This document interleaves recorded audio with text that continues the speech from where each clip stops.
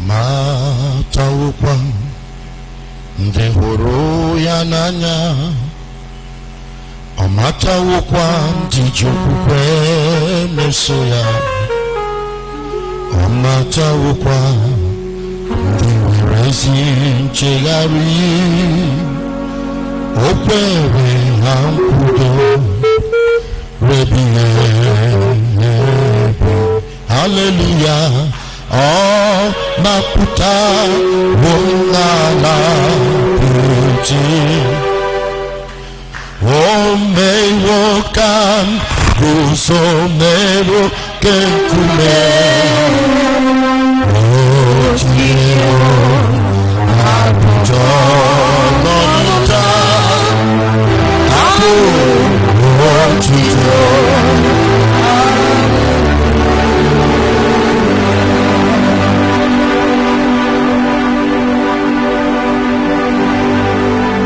Father, we are grateful for the gift of life. Thank you for your mercy. Thank you for your love. Thank you for your caring over our lives. As we are standing before you this morning, we pray that you meet us at the point of our needs.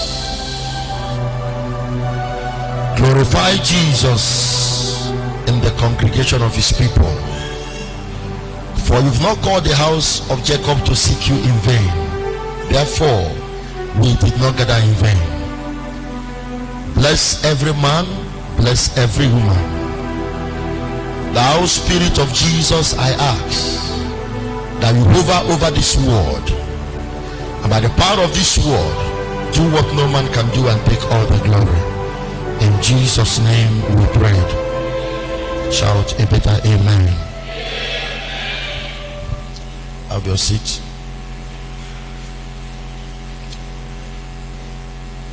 Luke chapter 19. Let's continue from where we stopped yesterday.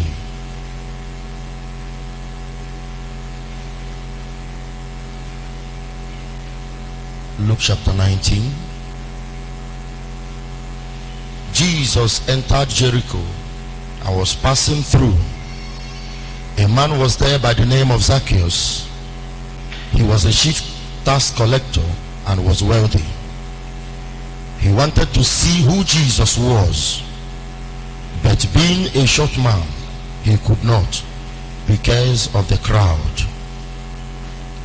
So he ran ahead and climbed a sycamore fig tree to see him, since Jesus was coming that way. When Jesus reached the spot, he looked up and said to him, Zacchaeus, come down immediately. I must stay at your house today. So he came down at once and welcomed him gladly. All the people saw this and began to mutter, he has gone to be the guest of a sinner. But Zacchaeus stood up and said to the Lord, look, Lord, here and now I give half of my possessions to the poor. And if I've cheated anybody out of anything, I will pay back 4 times the amount. Jesus said to him, today salvation has come to this house, because this man too is a son of Abraham. For the Son of Man came to seek and to save what was lost. This is the word of the Lord.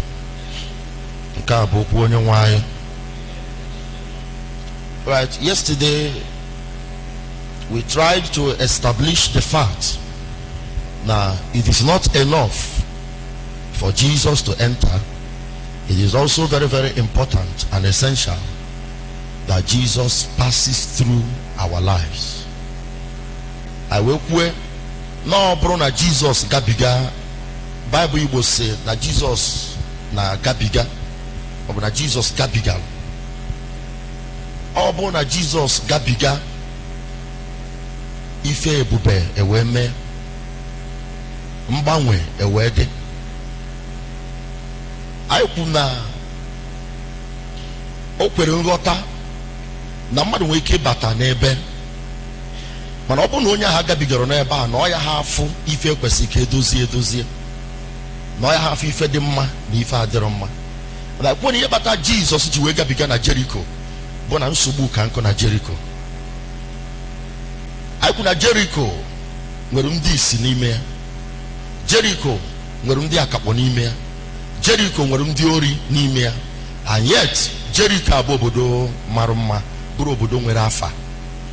Na akwụkwọ nsọ na-akọwa obodo abụ Jericho dịka a city of palm trees. City of palm trees mean na economy fa no na aha mmanụ. Amen. Mana na nsogbu Jericho nwere bụ na foundation ya jọrọ njọ. N'oge Joshua kwatuchara mgbidi Jericho site na ntụziaka Chineke na ọ bụrụ obodo ahụ ọnụ sị na onye ọbụla ya ewugharị obodo a na ọ ya eji diọkpara wee tọọ ntọala. So na enwere ọtụtụ ndị mmadụ ndụ fa dịkwa etu a Jericho dị na fa mara mma n'anya, mana ịbata n'ime ọ bụrụ na ndụ ahụ na ife mgbu juru na ya. Anyị kwuo n'obodo anyị bụ Naijiria akara Jericho mma, na Jericho bụ otu a akụkọ ya dị na etu a ka Naijiria dị.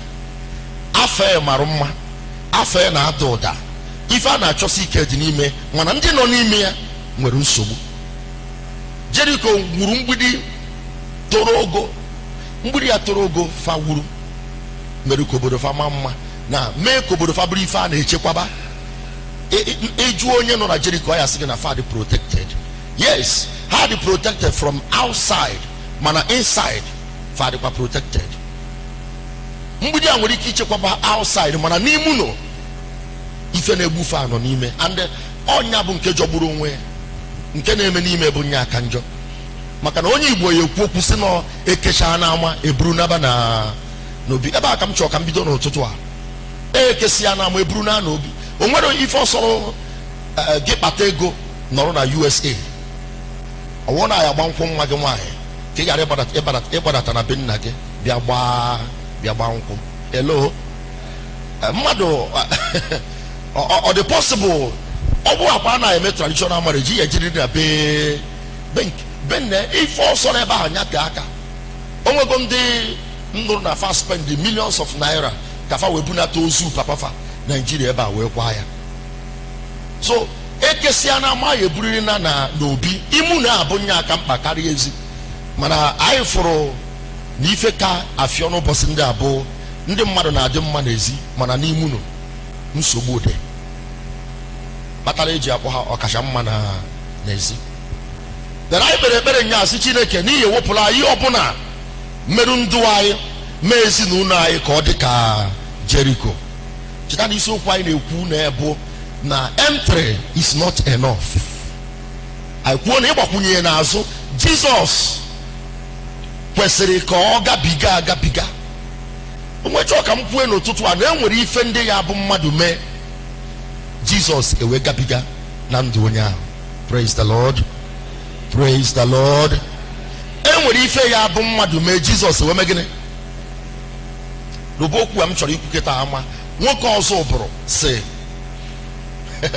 na ya eme ife polisi ewe bịa. Ọ bụrụ na o nwere ife emelu polisi adịghị eme gịnị. Ana m eche nọ ndebe unu kwuru na adị enwe smoke without fire. Ana m eche nọ ndebe unu kwuru nke a. Ọkwa na nzukọ ụmụnne unu ka ekwuru ya. There is no smoke without what? Fire. Ọ ife na-akpọta ife. Ọ ife ya eme ife wee mee. Jizọs ịgabiga na ndụ mmadụ, o nwere ife onye ahụ ya eme Jizọs wee gabiga. So from ndụ Zacchaeus anyị na-ene anya, anyị fụrụ nke mbụ Bible say and he sick. He sought to see who Jesus was. Onye chọrọ na-achọta. Amen. Onye chọrọ na-eme gịnị?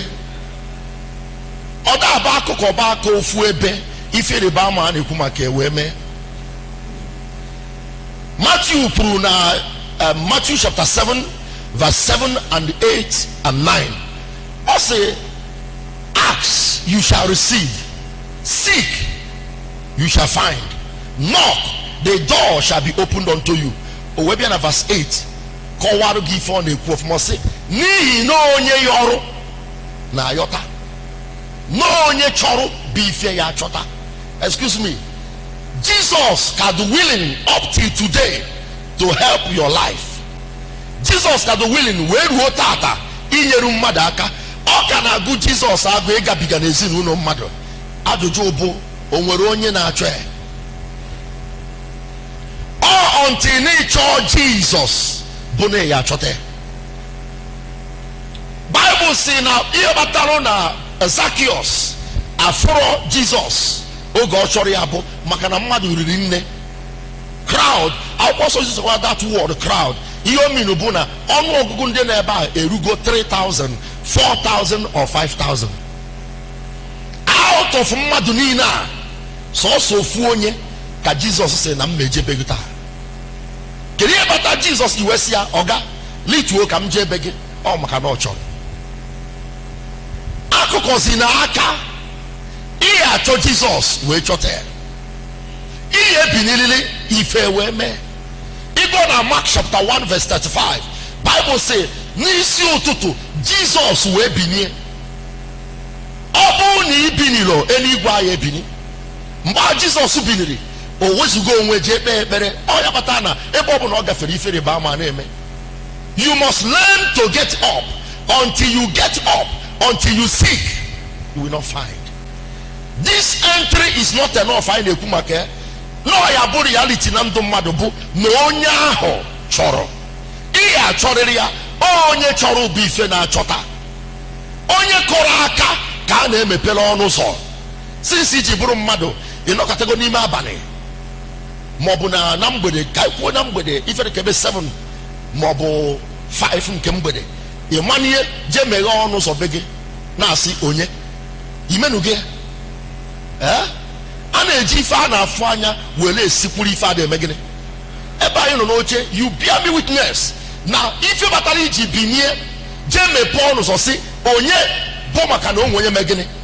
O nwekwara aka gee ntị. O nwere ife ndị mmadụ aghọtabere n'ọgba ha che na Chineke na-egwu egwu. Ha che na Chineke bụ ọgbọ ha. Ha che na ịkụkọba aka na-ala ha ụla Chineke abịabịa mmerụ gị ife o kwesịrị ime gị. Wrong.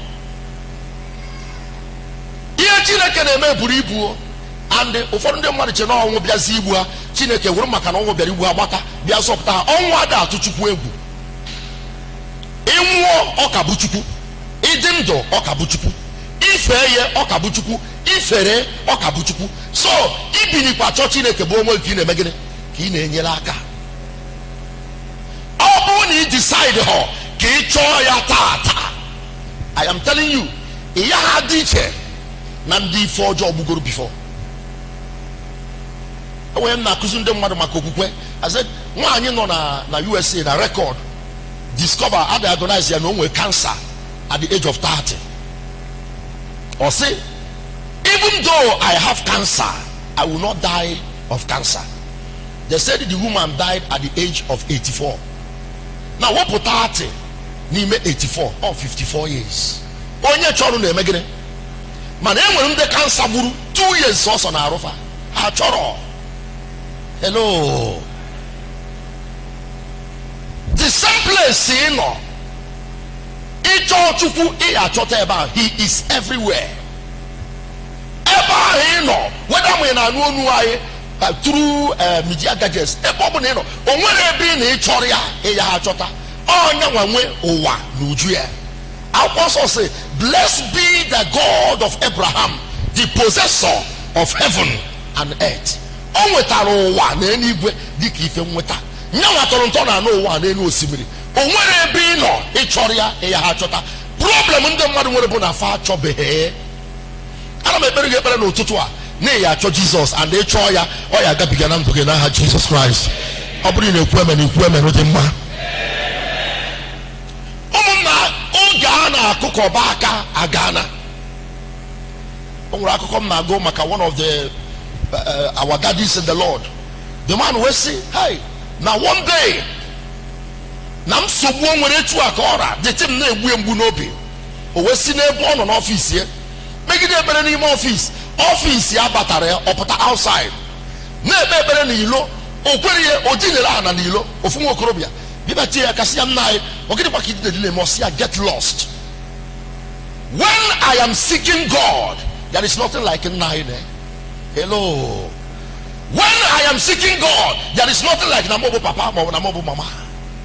Obu na nchoba Chineke, onye mbu amataro, onye nacho kam carry fa humbo. Obu na nchoba Chineke, afa mmadu na-aza amataro, ebe nno amataro. Ihe ọsọ nya bụrụ nyanwa ka m na-eme ọ mataro, enwe onye m na-achọ. And ka m gwa gị nke bụ eziokwu, onye nọ na level 3 n'ọrụ oyibo wee chọba Chineke na that level.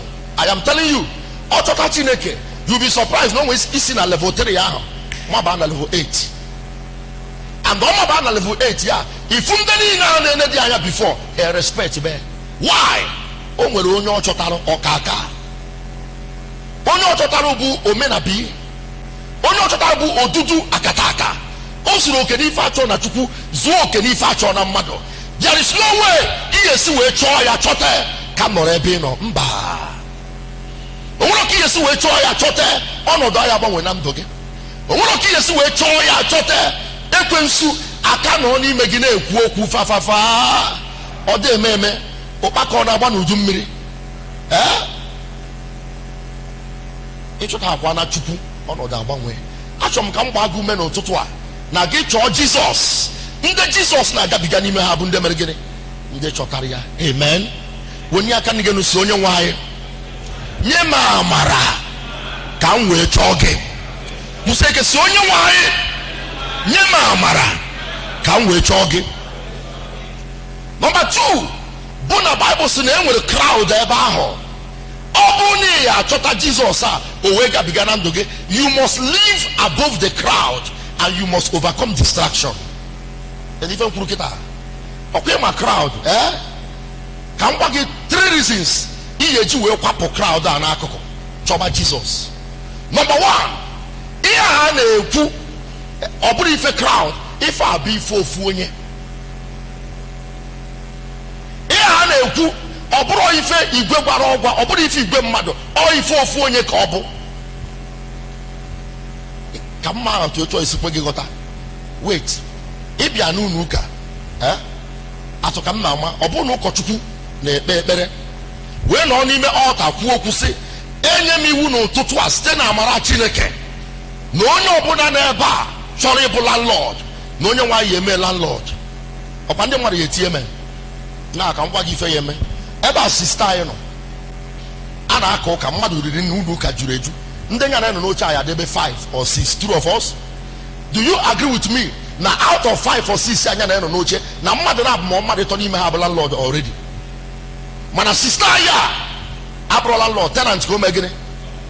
Ị ma na mgbe anyị ekwu okwu a na mmadụ 5 ma ọ bụ mmadụ 6 a na-eme ya si n'ebe ha nọpụta ya epe mpe, ọ ya ebu ibu no, maka na mmadụ eto eni ekwuru amen feni dị ho nke a.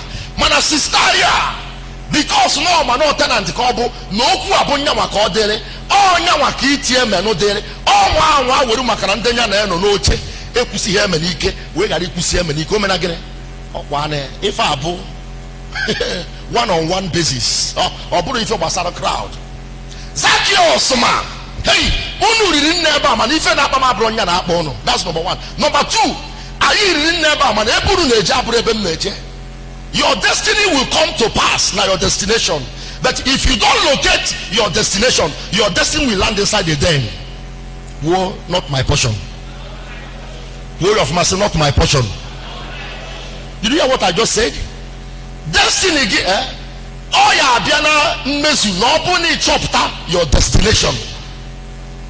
Man oboni wa ko aka e chopta your destination. Destiny ge anaponi me den. Anaponi mo no odum na ni ye ba. Obu na m na-eje ọba ewe mbanye n'ilo a meeting m na-eje n'ọba meeting 12 o'clock. Onye keke a na-agba m n'iru wee na-agba na speed keke. Onye keke abụ na roundabout ebe a ka ọ na-eje drop mmadụ. Mụnwa ka ebe m na-eje ewe m so n'azụ ọ na-akpụ ife ahụ na-akpụ so nya na-akpụ ifuru na ndụ m mere ebele. You must avoid the crowd. Ndị a niile juru ebe a, they are not going to the same place. They don't have the same problem. Oburi ife na akpa gị na akpa ha. Oburi ife na ebela akwa ka nwa na ebela akwa. So why will you be quiet? Because they are keeping quiet. Why will you sit down? Because they are sitting down. Why will you keep church? Because they are not speaking. I know the mother 10. But we don't mind na mama ni see the mama mad na ni. You see adoro fama. Their attitude will not change my own. I'm ni see the mama. I'm na fa bondala. Now watch what will happen there. Mother na ni ya se no ogenwa. Ki see adoro mama two of us. Ngenwa asepa ni see ebe egwu di be ba na eje. Ewe ba na eje. Ewe mara onye isi di mma na onye isi emere gini. Until you overcome the crowd, Jesus I began a beg. If you know Zacchaeus, unu ririnne, unu tirimbu nese, unu ne mpoto. I will say come to noise. Makonya be the third thing there baha. Mana unu ni ne nese, onworo ni unu ife na eri mu ni na aru na eri ni na aru. Onwe ni mu nu bi ife na sobum na esobu. Ama mi ife na sobum, mi sie nwoke ata. Kero go so menwete. Crowd is dangerous. Crowd very, very dangerous. And you know the funny thing, when I meet the crowd, man, live all your life above the crowd, you will get the attention of Jesus.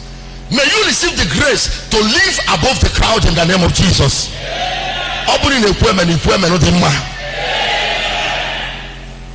You know that sister Achonoro, one of the servants of the Lord na Kora Yamake, the other night, and Abu Abuna, Ndeband and Abu Abu, on Abu Siabuike, and Abu on Abasi Weeke. Whatever she was, and on a missing Kike, and now God said to the servant, his servant, never say, Nunya, Bumam Kobo.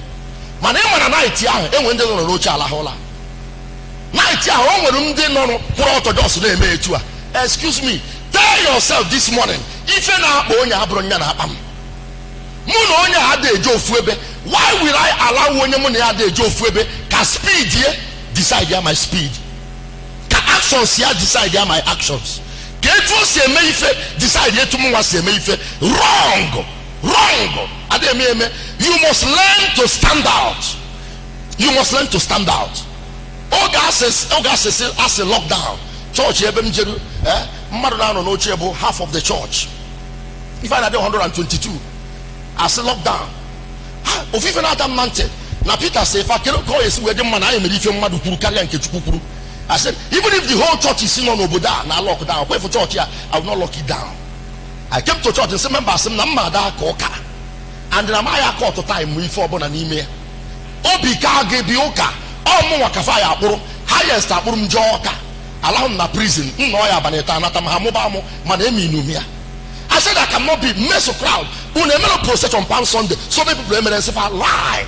I said I'm not nime. Esi nime ba me procession. Potanilo, gagaria nilo. Bunia Jesus enu. Mbuni chayo nachiga na church. Ogem na ganozo. Ndiri ne kwadoroka. Na fa eje Palm Sunday. Monday Roman Catholic. Monday Pentecostal. Unuka fa karoka. Ha join on na procession. When they came back into the church, in charge here, hey,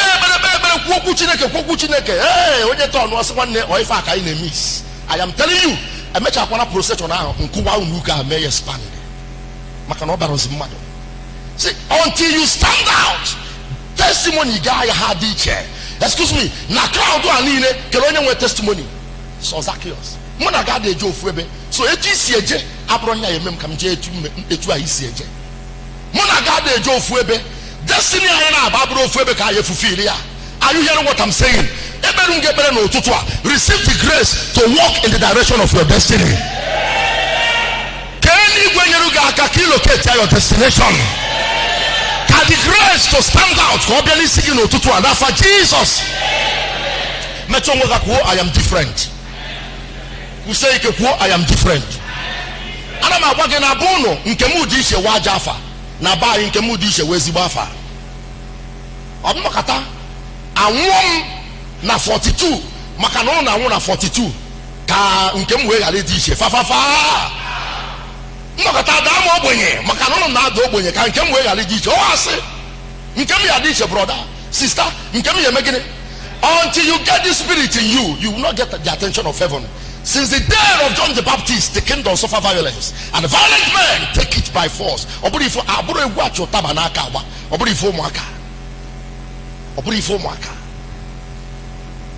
My crowd, too much. Too much. Before Mbateba this morning, I had permission. Block where do park it? Nisi park here in the Eastern Mass. I move. And I said, if I know is a couple, Nigeria every day, don't be distracted. Politicians, don't be distracted. Can I say this to you?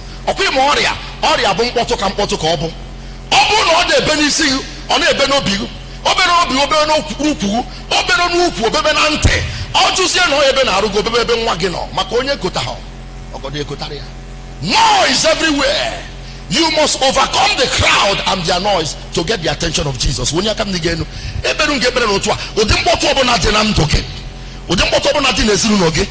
silence. When the enemy rises like a flood, the Spirit of God lifts a standard against him. Can you lift to the standard of the Spirit of God in your family in the name of Jesus? Brother, sister, there is a sycamore tree to climb. Are you hearing me? There is a sycamore tree to climb. Bartimaeus, Zacchaeus, Bible say, now why he could not see Jesus, but the crowd hindered him. Hello, can make illustration? Here menu na Zacchaeus, afro Jesus, Abraham makano perumpe.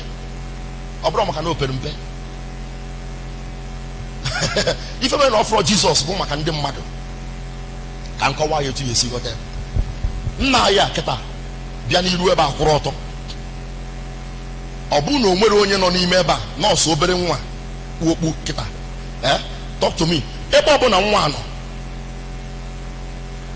okwa ya fia nwa giant ka obu odadimba oya fia ka e bata na oya fia onwere hindrance mana ka ebido n'ụka ka ndị mmadụ kwuru chọọtọ ifu na nwa oya funize. So but Zacchaeus said to himself, na ndị a na-egbochi m ifu nwoke a onanya na akụkụ wee fu sycamore tree. Can I say to you, hey, your sycamore tree, do your set apart. You can go on a set apart, sister. You can. Ada akwụsị echiri nekite etipukwa m. Oh yes, ada akwụsị irigo sycamore tree eyafu Jesus. Your sycamore tree, when you give your time of worship and praises, once you engage yourself now these things, your step will come up. Makifa na ekwokwe abro height nke anya na afọ all height nke ime mmụọ. Until you have the spiritual height, your sycamore tree, do your midnight prayers. When others are sleeping, you are awake. When the crowd are sleeping, you are awake. Your sycamore tree be born fasting. When others are eating any kind of delicacy, you are saying to yourself, that is your sycamore tree. You want a height that is higher than that of the crowd. And until you get that height, you will not stand out from the crowd. Your sycamore tree about your consecration. That is the painful thing. Namdo ndi mmadu tata. Ayi nwere ndi na ejoka, mana nwere ozi ndi nwere consecration. That's why you bata nuka. If obo na eforo eme na eba. You know, one morning now, one of the churches in pastor Ogembonye Kuzoka, I came out in the night. When you go down in the morning, one day anata mosu na bane. Na bofata siya mosu. Kama haya na beha habia ebero to abasa si ebero to hewe na ba. Even no buda nyawo. But the kind of person once I hear God say, I will say it. Mputana ebero to that morning. I said, "Ndi aneja ata mosu na bane." Ono tasia mosu Una anata maybe not to win. Chineke single no ye titu na eba. I was going to. But you know why I'm telling you this story? No upon a consecration kadia. Such nonsense I had me. Such nonsense I had me. And when I announced that the woman channel a two or ten ambo, my woman you can name and no one kuso can equia. Oga, don't go with for more kusoka. Give my for more kusoka. I'm a man no nusika tree. Obia the following day. Okay, me kuku chineke web wabo. The woman no ni roche. Whoa, or weekend and a nuka. That was the end. All the did all 6 months, 8 months, 1 year until I'm up on Oboda. God kept her there. Listen to me. Until you come up to that sycamore tree of consecration, and when you fire there, maybe no. And when you fire the fools, there be no. It there been a stove name. Kaya. And if I'm ijiji nwa be na stove na enwu the first no kwa ye mebo onare godi enkwie lepiase ye we horusie ya ahoro we dozie ye ekwensu aye mese o pepe no ekwensu aye cross so na begi etu osiso e obri investor the opinion me be no obri investor the opinion me na business go fa I pray this morning no ko ofo ya bata ni mendoge na fa Jesus. As no ko ofo ya bata ni mendoge na ha Jesus. You need to come up higher. Obu ne bagota ro ha na emi fe soro ha. One woman came to me that was very funny. Osem sa na tenant ha ti dibe ha. No ko obi ebe de kafa ji wetinye. Na the woman na me ba haru. We bury see a creation some biko now so buwani and no oboda hike no choka the woman papa beha I bet the first day onaba naba she was in her dream unlock on alo we see na church na bata nuno bata na gate ebe the woman be the etua etu say testimony o we fu nupu oche etu so we masie amoro mocha o ye ruji we masie ofu nupu oche the woman nọrọ n'elu dị oche mana n'okpuru oche a eji ụmụ akwa eji eme decoration wee kpuchie okpuru dị oche mkpọtụ na-eme n'ime pukukum na nlọ and now she went there ka ọ mara ife nọ n'okpuru oche a okponye dị akwa enu enwe ife ọfụrụ ọfụ dị ebe ogbekpu n'ime ebe a fụ ụmụ ya ụmụ okorobịa ebe ha gbekpu na n'okpuru oche in her dream o wetirikwa mkpụbakwado unu uke again why? That is why the woman she is in charge. Irigo be sycamore tree. Irigo sycamore tree height ya bagota ona bata di fem na kono totoa. Ona bata ya. Oh irigo sycamore tree height ge megene. Listen, Kawasaki or irigo sycamore tree. Ona woro onye ozo yogo. Onworo onye ozo Jesus for. Oga everything around you sycamore tree. You go name here. Get chota Jesus. How can tenant eat in your bag? Nah, she's in charge of your family. Or not, she's nah, chicken at you, nah, madam, or say it where it's ready. Or some I met you need water. Nothing, come on, nothing, a better nothing. I just want a better I got a stage, yeah. Stage, I just want a better women again. And I want to say this, if you like, accept it. If problem give you need a better time, a better more time. No problem go. Even as an abana ki eje bebere ngwanu elu choro iwe na aru inata pe na abana kan foge anu aru aye megi fe sorry. If a Bible kuru pray without ceasing. One time. If na mo na to no steering motor and am blasting tongues. Na start machine and am speaking tongues. Nne go. Nne go and am bebere if abudi mo bi ka na eme ya. How ni mo bi. So problem give you na debe no well mbu yeji wele ekwensu ana attack you and that your time. Pray it agala. Raise all manner of prayers to heaven. Come on if an so why you get fair. I will tibi agala ni weba tibi teachers here. Go home and take over your family. They are men, not fathers. You need a man in your life if you need to be a father. dine wusi omofa emaro na the problem bro na how men in their lives man have fathers omoro di na no fa no. A man can get you pregnant. He's a father that will take care of you and your baby. So I hear. Omune we woke no odi fa ha ye me. Obose egbensu bia be me bia totoro nwa me say agari say man here come on get out. He get ya lost. Nwa ku bigoru me muge kwa anya o kana de nduru ota ndo da che nwechi. Oda che nwechi. I said to the woman, Naba, go and take the place of the man. Go and be in charge. What's his name again? Oh God. In the time of Deborah, Balaam, Nabia, Balak, get it kopuru. Or someone, and then the prophecy came on him. Because you said this, God will give victory to this kingdom through a woman. So when Obunumuke Amore, one you making it take you over. Obunibuan Yaba Tiongatia will take over. Tiongakapua will take over. I said, go home and take over. I want you to teach that gate. That's the morning. Tenant Tiano no say cheche.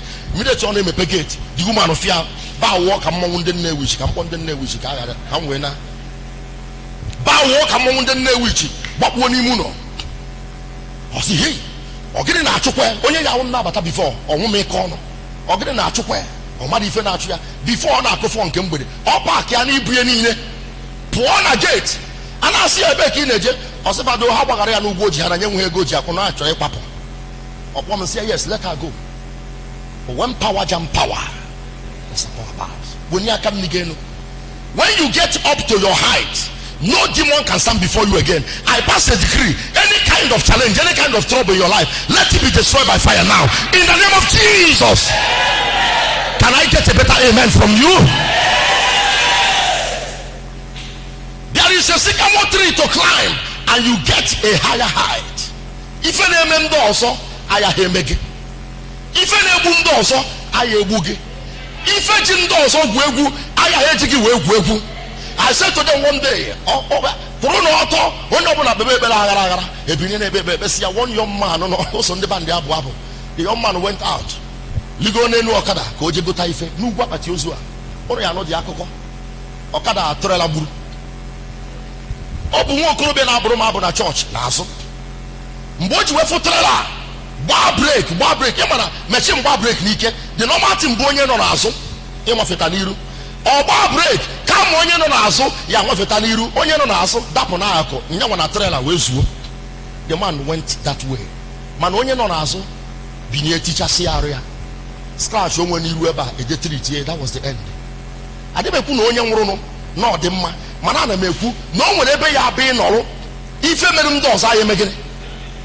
I want to know where body can go. Hey, can I want to charge you if you made them doors I am. Now I want you to say this. Open doors on me is a miracle from why I am missing him. Who say doors on me is saying kefa. Me missing him. Open you put property, amen. Grow up with that mentality.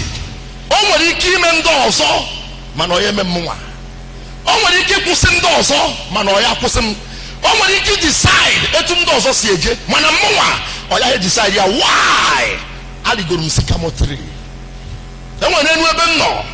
Inoru na enu ugwu you will be in charge.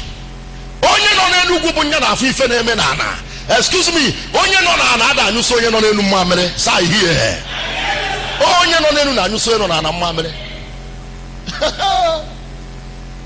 need to come up higher. If you win again, if I name it, do you know that Zacchaeus, no a short man couple, or dwarf couple, man, this is an Kumaka, or mind on me okay, or mind on me wine, or mind on me Torogo, or mind on a dwarf, or mind on me water, or mind on me Bokenya, or no one. So what am I doing? We boom okay. Ibonye nne week on ebro. Inwere ego ko ni nwere. Ibu nwata mu ibu okenye. Iri goro hakwana okpotoba. Onye no na elu na decide ife na eme ndị no na ana. Ada no na decide ife na eme na enu. O dey eme. For you to take decisions and it will hold, you must come up. Did it not surprise you? Now Jesus rapro mmadu ni na the crowd jebe n'okpuru ukwu osisi ahụ. O nwere onye nọ n'elu. O nwere nọ n'elu. O nwere onye nọ n'elu your family. If na Jesus ya gafe be na boge, bata na beg somebody say no mo ka o yemere. O nwere onye nọ n'elu. If na Jesus ya gafe ndị ọzọ niile bịa be ebe nọ. O nwere onye nọ n'elu. Jesus rapụfa niile bịa n'okpuru ukwu osisi ọ nọ kwụrụ ebe asị ya, hey, bịa na-echọtago m.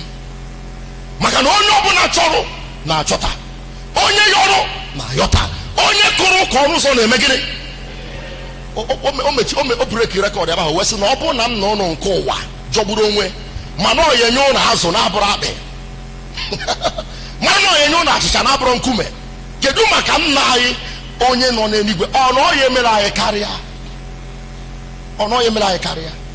I want to decree over your life from this morning, Iyawu a candidate of miracle. Ana m enwe mkpali n'ime m ka m kwuo okwu na ndị mmadụ ya enweta alert ego na their account. No, don't think it's a joke. When you come again, enwere mmụọ ozi a na-akpọ angel money. Wait, etu ọ bịara m n'isi kịta ka m kwuo ya ozugbo. Ona mana enwere mmụọ ozi a na-akpọ angel money. That day ndị na-anata as Dr. Jesus ọ ga-abịa kwụ ụgwọ. N'iji ụgwọ, Jesus ụmụazị afa jee na mmiri tinyenu net. The first fish azụ mbụ ya abanye ebe ahụ abụrụ azụ. Ọ mmụọ ozi si n'eluigwe bịa o wetara m ego jee nata na ya. Afa mmụọ ozi abụ angel money. So ọ bụrụ sọ Gabriel na Michael ka enwekwuru angel money na-eweta ego when they want to embarrass the children of God with money. Ha chi iji maka ego kparị gị angel money abịa be gị wenye aka m n'igenu. I pray for you. Mmụọ ozi a na-eweta ego ọ ya visit your bank account this morning. Oh, you visit your purse this morning. Oh, you visit your pocket in the name of Jesus. Somebody wait me. West side no down to pay bebe. Stand out. I was preaching and I said, God is saying, when you get back, no, you put your machine this week. One woman no money no see Jimmy, doesn't know no say amen, amen. I receive. No money no say Jimmy or stand there out. Or you go see more 3. When others were not taking action, will take action. Or God the first day, God the second day, third day. One young man broom is put a machine. Okay, Japan met, Japan met. Buri batabe. Kenesia, the woman name one will say, now I'm a cow in a town or Sianata. If from one worker or the woman or say, I am man of some Biajuas and I'm Maroki. The woman in Nanya can you get to a senior before. Of machine parking, you know, how about getting number? When I say, Ndana machine on car, Macao, Mbakuna machine on car, Maca, or Mayaka Baruki, many way to a say, and I'm not going to say, Kebunya. Seru, also don't know. Now say amen, amen. Mado, Manianu, sit them and get it. Excuse me, if you remember the Pakifan Sunano in a Melogene, Nano Maro, you must get up. Ligotanus Camotria, get in charge. Ligotanus back, what we get in a can I beg it? What we get in a can I'm to get? Sir, sorry, Apishamonka 7 years. 7 years. Although one morning, oh Lord, change my story. Now one day, mother happy, but I have no funny man. Abuja. Ganuka. We put out your kutka, we charge ya. Never, 7 years. Never, and I go say, now you are one change your story. Oh, go on. I want the mother. Man, may the Lord change your story this morning in the name of Jesus. Mana no to aho. Omo di ebela ebela and ebela come to come na 5 minutes away mpo. Omo di ebela ebela. Ayi beru prayers not as usual. Prayers that shake heaven. Prayers that wake heaven. Prayers that bring down the power of God from on high. Prayers that bring the attention of God. Even if no better ni ko na eje. Omo option than to turn and enter there because of your actions. Hey, ahumni charger. Mkafeta around about ever. Onya na tirimbu na som nazo. Ghost teacher I am onye bu. Ghost. I was laughing. My friend, my senior sim, you made a mistake. Mba on a tifa, you spirit that we could get out of him. Say no man. Amana meru ni etopundala. onye ji mkpu na-aga ifu na mentality m dete m na-atọ m ụtọ n'ime m na onye ara na-eti ghost aye iche na ya mara onye bụ amara m opportunity to cast out that devil. But ebere aka ekpesi arụ akụkọ m change akụkọ m change. I am telling you, o nwere ụdị ekpere ya bụ ikpe akụkọ ga-eme gịnị?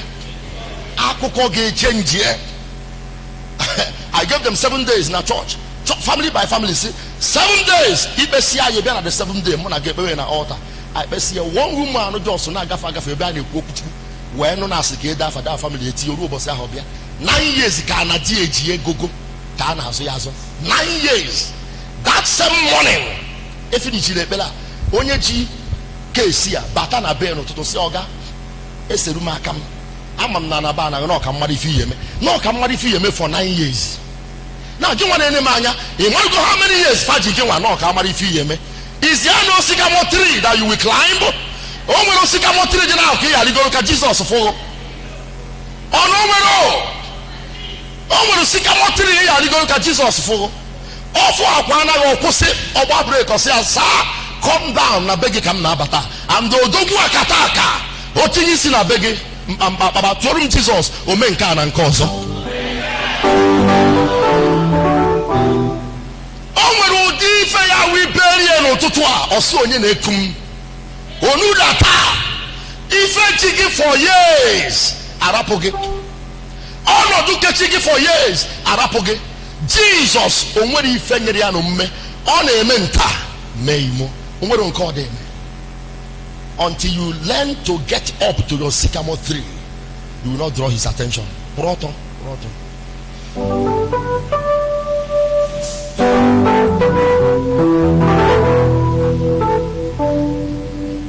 Mighty warrior, great in battle, Jehovah is your name.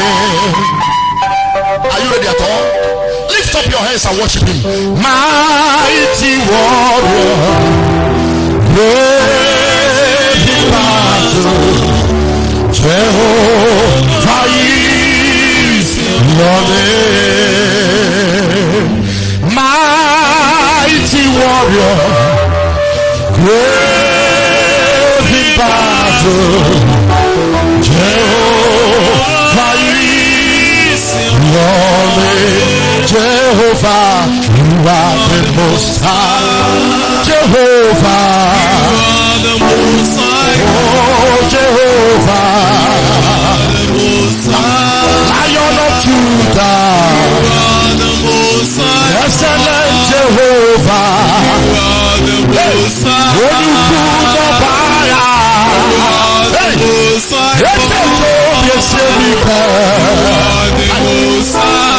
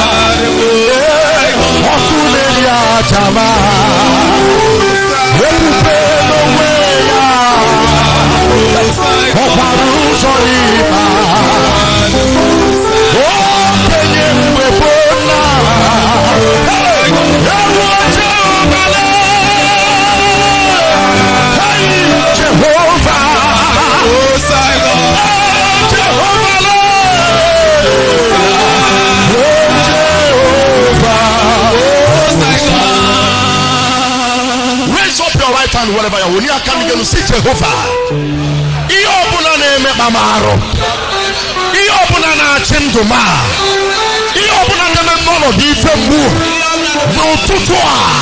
Abagotagum. Even Preserino. Enemy he who. Sepuna Kono. Open your mouth and begin to command them. Yeah, he will have a water. That situation can change. Sister, before. Forget the person by your side. Get a yard of Fuebe. Or who were broken there. Get the other evil fife. Upon the teacher. Every nature teacher. Can you roar? command those things to lose their holds, to lose their grips, to disappear, collapse their tenor, collapse their throne, collapse their powers, collapse their influence, collapse their effect. Say no to them.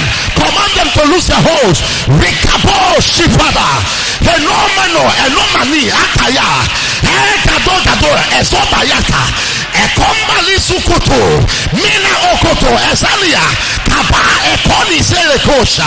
Hey, lose your holds. Lose your holds. Lose your grips. Lose your powers. Lose your holds. Lose your grips. Lose your powers. Your time is up. Your time is up. Your time has elapsed. Your time is over. Get out. That's right. Somebody nagabiga. Please, somebody help her. Rekabale kobozoba. Andorobo shibaraka. Open your mouth. Roar to heaven. Let them lose their holds. Let them lose their power. Enough is enough. Enough is enough. Enough is enough. Enough is enough. In the name of Jesus Christ. Lift up your two hands wherever you are.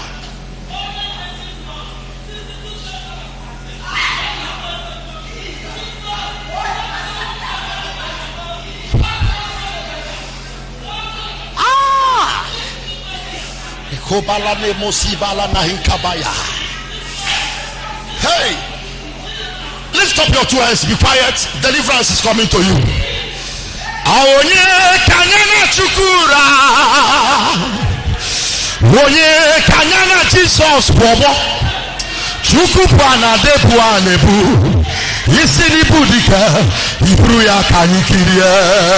Please, somebody help them. Please. Aonye kanyana chukura. Oye kanyana Jesus bobo. Chukupala debu. Aya. Isini budika. Ibruya kanyikiria. Iyobuna chimboge. Iyobuna America sino anya wawege. Ketiji I am here with the mandate of heaven. I pass a decree. Let the powers be broken.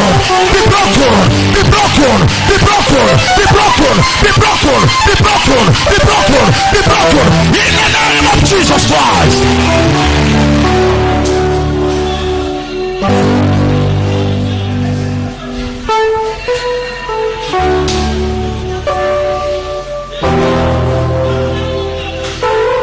Listen, I see a strange spirit walk around your house in the night. In the name of Jesus, whom I serve and represent, I pass a decree. Any strange spirit now gathering at your house in the night, now that's as if it bakobaro. Now make it fake any for John. Now check it. Now make it call you and wake it. Continue no kukabo. Wake me up. Thou power of God, in the name of Jesus. Kika banyana esinu roga kita. Koloketi ikeni na chiki kome bisiafa. I want to say to you, this week, one lechi, where we Sunday, anywhere you are that surprised able to miracles. Hey, Master, lift up your two hands. It is not possible we stand here with your presence. I cannot torment in the matter. Any sickness in your body, I command it to disappear now in the name of Jesus.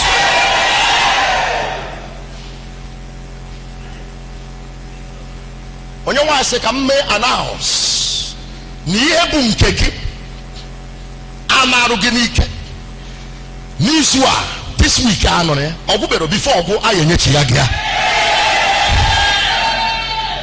Did you hear what I said? I am Yagia.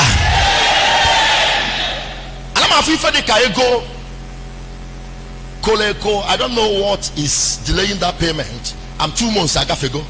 I don't know what's happening, but when you want you could give me I need to reset to you now, Jesus. I need to reset to you now, Jesus.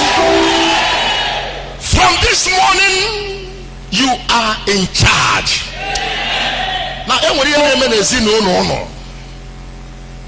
you know, Ima na mamagi with the same experience. Now your wife, they won't have the same experience. When your wife says, "We're not opposite right now." Now that odor to your colleague, vengeance, more concretely, a bubisiana fanny. Jesus. And Father, finally, we make a decree concerning this nation. At the seat of power, let the angel of death locate them wherever they are. Take away their lives. Take away their health. Oh, let them feel it.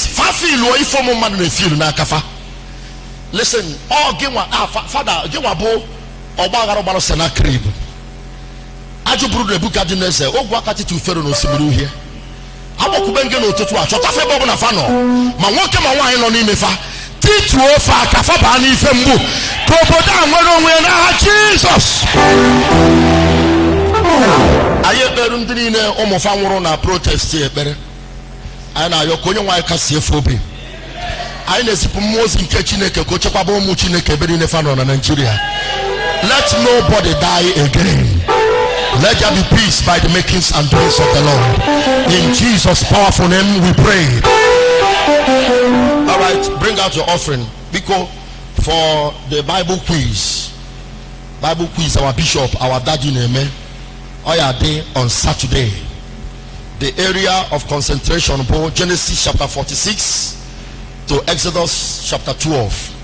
Get time for the quiz. Normal. Okay, maybe okay, when we can participate. Yes, I am coming. So normal time this Saturday, right? Raise up your offering. The Lord bless your hand this morning. May your land give you the best of its increase. You will not get 30 folds. You will not get 60 folds. You will get 100 folds. The hand of the Lord can do it, and therefore it is your portion. Receive and enjoy it. In Jesus' name we pray. Shout that amen 3 times.